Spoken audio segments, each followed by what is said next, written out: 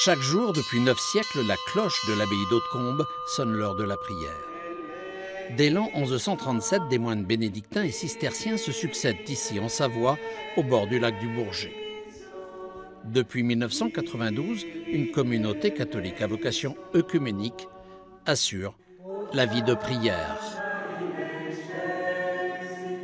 Des hommes, des femmes, des prêtres, des religieuses, mais surtout des familles. Une des missions à laquelle la communauté tient à cœur, c'est la communauté pour l'unité de la famille.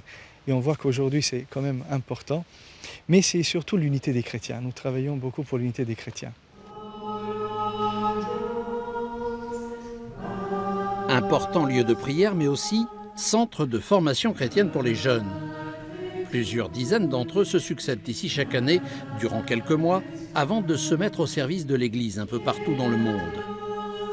Patrimoine spirituel, mais aussi patrimoine historique. Au XIVe siècle, Aymon de Savoie fait ériger la chapelle des Princes.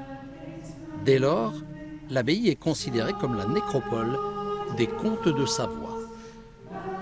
L'ancien archiviste d'Hautecombe dit qu'il y a 27 comtes, comtesses, ducs, duchesses, princes, princesses de la maison de Savoie enterrés dans cette crypte sous nos pieds.